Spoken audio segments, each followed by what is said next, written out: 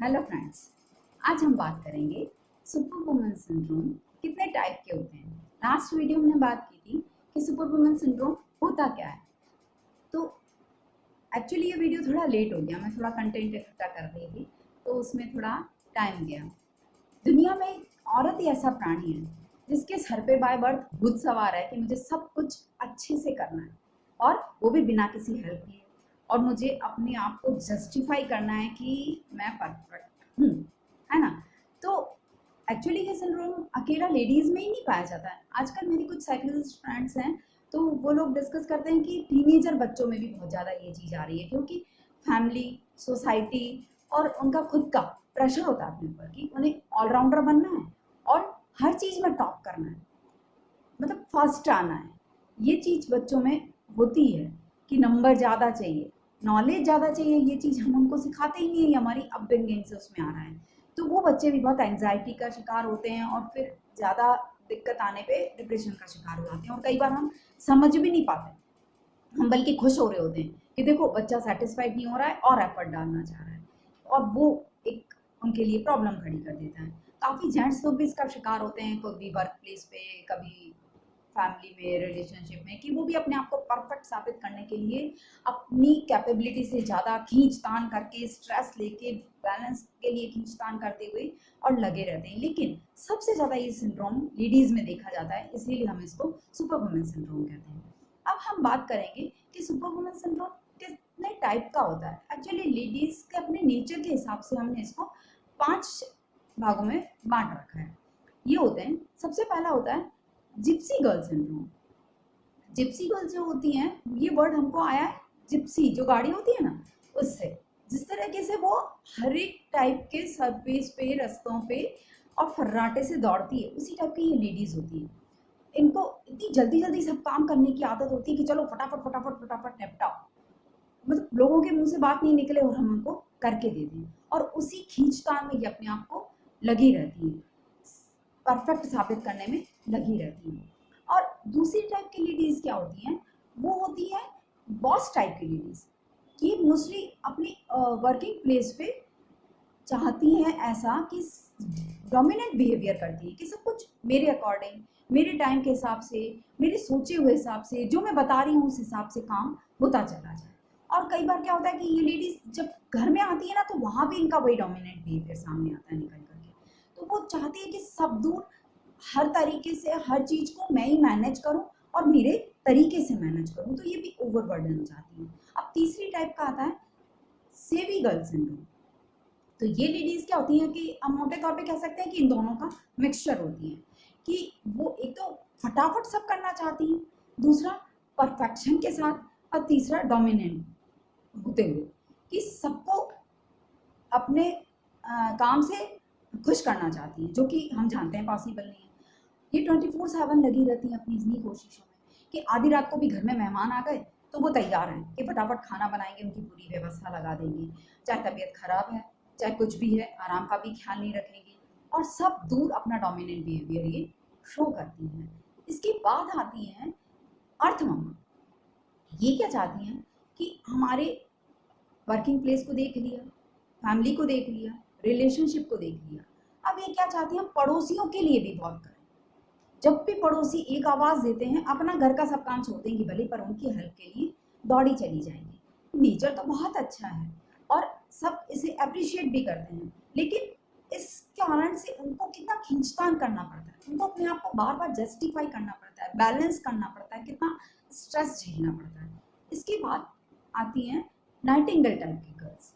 ये लोग थोड़ी चुलबुली टाइप होती है, लेकिन संत टाइप की लेडीज होती हैं कि अब वो ऑफिस भी संभाल रही हैं, घर भी संभाल रही हैं, फैमिली संभाल रही हैं, रिलेशनशिप संभाल रही हैं, पड़ोसियों की भी हेल्प कर रही हैं।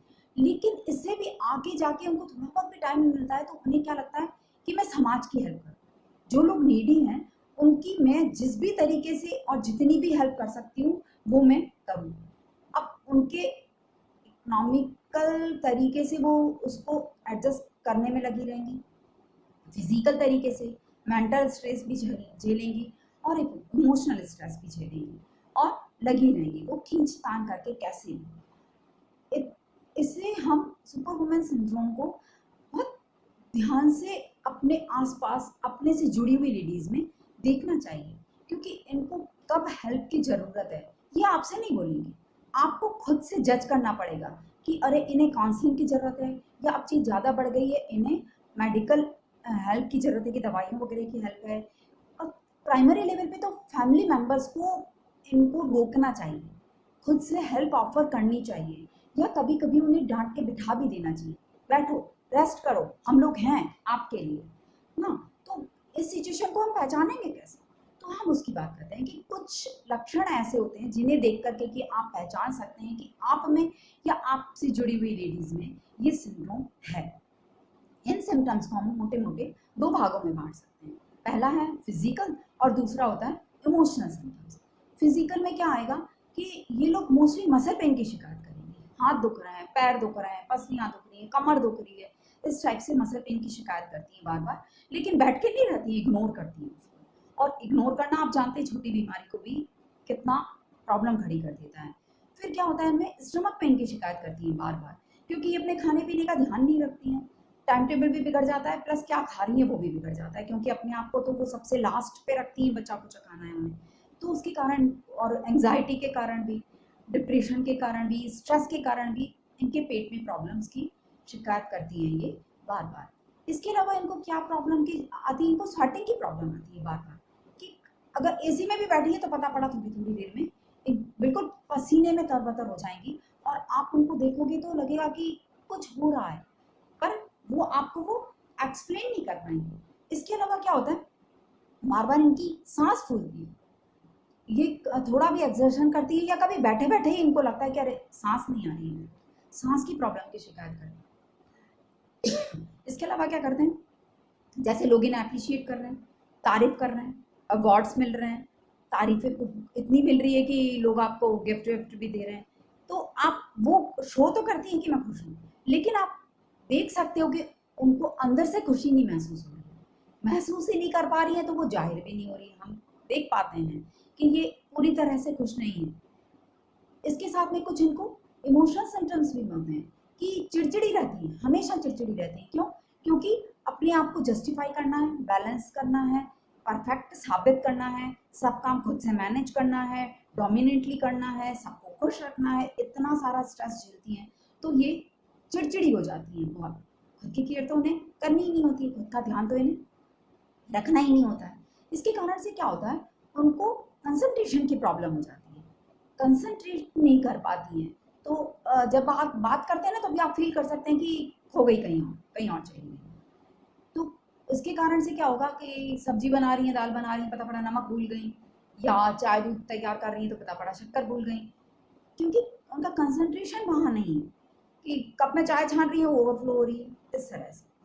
फिर ये चीज़ जब बढ़ जाती है ना, तो उनको मेमोरी प्रॉब्लम होने लग जाती है कि वो चीज़ें भूल जाती हैं। फ्रिज खोल के खड़ी है, उन्हें याद नहीं आ रहा इसमें से क्या निकालना है, किसी कमरे में चली गई, याद कर रही है अरे मैं इस कमरे में क्यों आई थी, कहीं चली गई वहाँ जाके उसे क्या बात करनी थी वो याद नहीं आ रहा है, अपने फ्रेंड्स की या रिलेटिव्स की डेट ऑफ बर्थ भूल जाएंगी, मैरिज एनिवर्सरी भूल जाएंगी, और भी कुछ कोई कहेगा कि भैया मुझे याद दिला देना, वो भूल जाएंगी, बच्चों ने कह दिया मम्मी इस टाइम उठा देना, वो भूल जाएंगी, खुद के कुछ काम करने होते हैं वो भूल जाती हैं, क्योंकि स्ट्रेस बहुत ज़्यादा है, खुद की केयर नहीं है, शरीर दिमाग मन सब थका हुआ है हर तरीके से, लेकिन वो अपने आप को मैनेज करने में लगी हुई हैं किसी भी तरीके से।